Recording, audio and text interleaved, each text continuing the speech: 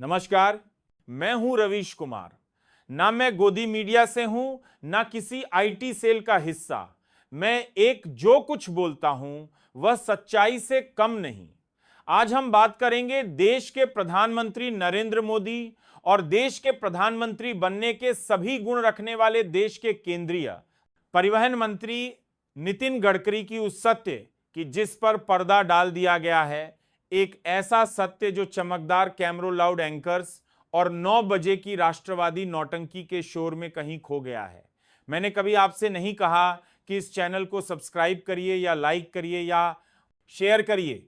क्योंकि मुझे लगता था कि अगर बात में दम है तो लोग खुद ही सुनेंगे। लेकिन आज मैं आपसे कह रहा हूं, इस वीडियो को अंत से अगर आप मुझे एक सच्चा पत्रकार मानते हैं, अगर आप सच में मानते हैं कि लोकतंत्र में पत्रकारिता की कोई अहमियत बची है, तो इस वीडियो को देखना आपकी जिम्मेदारी है। क्योंकि आज जो बात कहने जा रहा हूं वह सिर्फ एक खबर नहीं है, वह इस देश के वर्तमान और आपके भविष्य से जुड़ी हुई है। नरेंद्र मोदी और नितिन गडकरी के बीच संबंधों को लेकर भारतीय राजनीति और भारतीय जनता पार्टी के अंदरूनी गलियारों में लगातार ये चर्चा होती रही है कि दोनों नेताओं के बीच का रिश्ता केवल औपचारिक राजनीतिक विवशताओं के कारण बना हुआ है, जबकि असल में यह रिश्ता अंदरूनी मतभेद, विचारधारात्मक टकराव, नेतृत्व शैली में अंतर और सत्ता केंद्रित राजनीति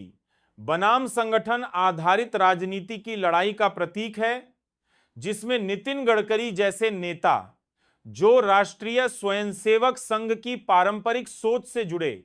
विकास और आत्मनिर्भर भारत की नीति पर विश्वास करने वाले, सादगी और व्यवहारिकता में यकीन रखने वाले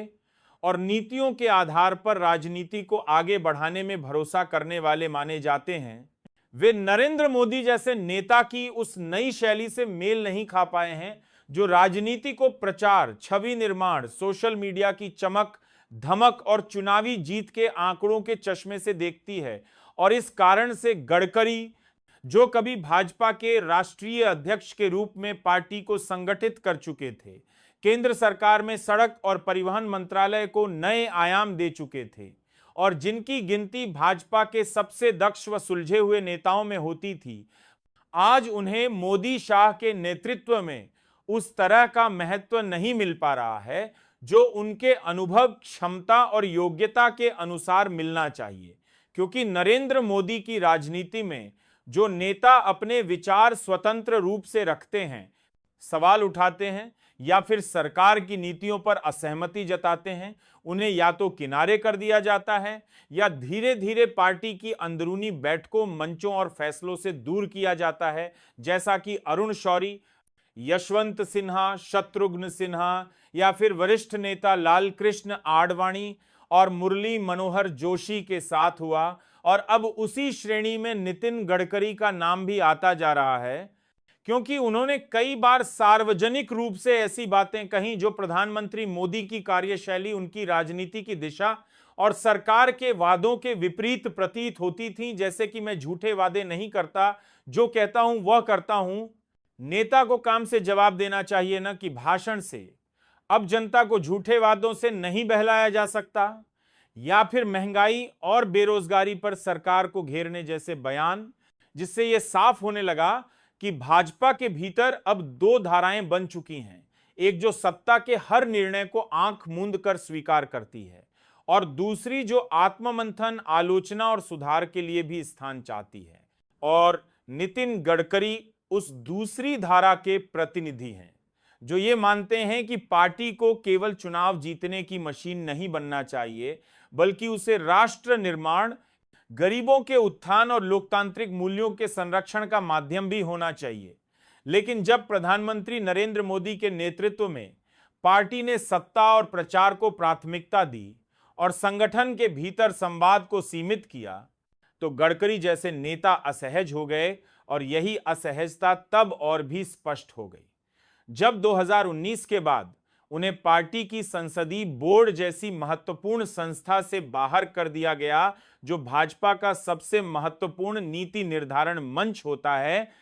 जबकि अमित शाह, जेपी नड्डा, भूपेंद्र यादव जैसे मोदी समर्थक नेताओं को उसमें स्थान मिला, जिससे यह संदेश गया कि पार्टी में अब केवल वही नेता रहेंगे जो प्रधानमंत्री की हां में हां मिलाएं, और जो कोई स्वतंत्र विचार रखेगा उसे धीरे धीरे किनारे लगाया जाएगा। और यही प्रक्रिया नितिन गडकरी के साथ हुई, जो न केवल एक अनुभवी प्रशासक हैं बल्कि संघ के भी प्रिय रहे हैं, और जिनकी नीति आधारित राजनीति ने देश में सड़क निर्माण, ग्रीन एनर्जी और ग्रामीण विकास जैसे क्षेत्रों में उल्लेखनीय काम किए। लेकिन उनकी सफलता और लोकप्रियता भी मोदी के लिए असहजता का कारण बनी, क्योंकि मोदी की राजनीति अब किसी दूसरे चेहरे की समानांतर लोकप्रियता को स्वीकार नहीं कर पाती। और यह प्रवृत्ति केवल गडकरी के साथ नहीं बल्कि पार्टी के कई वरिष्ठ नेताओं के साथ देखी गई है, जहां संगठन में अब संवाद की बजाय आदेश की प्रवृत्ति आ गई है। और इसीलिए जब गडकरी ने विपक्षी नेताओं के साथ सौहार्दपूर्ण संबंध बनाए रखने की बात कही या किसानों के मुद्दों पर सरकार से भिन्न राय व्यक्त की, तो उन्हें मीडिया से दूर रखा गया, केंद्रीय मंचों से हटाया गया और केवल उनके मंत्रालय तक सीमित कर दिया गया। जबकि वही नेता जब यूपीए शासन में होते तो विपक्ष के नेता उन्हें सराहते और भाजपा भी उन्हें गर्व से आगे रखती। लेकिन अब भाजपा में केवल वही चेहरा दिखता है जो प्रधानमंत्री की छवि के अनुरूप हो, और यही कारण है कि नरेंद्र मोदी और नितिन गडकरी का रिश्ता आज एक ऐसा रिश्ता बन चुका है जिसमें औपचारिकता तो है लेकिन विश्वास नहीं, राजनीतिक सहयोग तो है लेकिन वैचारिक सामंजस्य नहीं, क्योंकि मोदी एक ऐसी राजनीति को आगे बढ़ा रहे हैं जिसमें हर नीति का श्रेय केवल उन्हीं को दिया जाए, और गडकरी उस राजनीति के समर्थक हैं जिसमें नीति के पीछे पूरी टीम की भूमिका स्वीकार की जाती है। और इसी मूलभूत अंतर के कारण दोनों के बीच की दूरी समय के साथ बढ़ती चली गई, जिसमें गडकरी को धीरे धीरे सार्वजनिक मंचों से हटाया गया,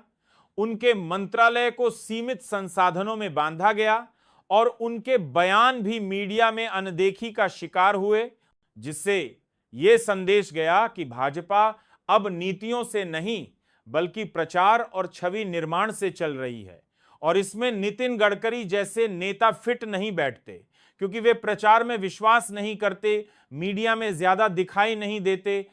लेकिन काम के दम पर जनता का भरोसा जीतते हैं। और यही बात आज के सत्ता केंद्रित भाजपा नेतृत्व को नागवार गुजरती है, क्योंकि उन्हें ऐसे नेता चाहिए जो हर जगह प्रधानमंत्री की तारीफ करें, उनके हर भाषण को ऐतिहासिक बताएं और हर निर्णय को राष्ट्रहित में कहें, चाहे वह फैसला सही हो या नहीं। लेकिन गडकरी ने हमेशा सच बोलने का रास्ता चुना, और इसीलिए उन्हें भाजपा का अटल बिहारी वाजपेयी कहा जाने लगा, क्योंकि वे विचारधारा को जीवित रखते हुए राजनीति करते हैं। और यही तुलना मोदी को पसंद नहीं, क्योंकि मोदी के लिए भाजपा अब केवल एक चेहरा है, मोदी स्वयं,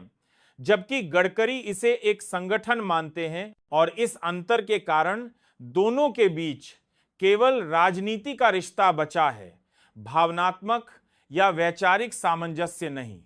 और यही कारण है कि आज नितिन गडकरी भाजपा में होते हुए भी भाजपा के भीतर अलग थलग पड़ते जा रहे हैं, और मोदी के नेतृत्व में पार्टी एक ऐसे मोड़ पर पहुंच गई है जहां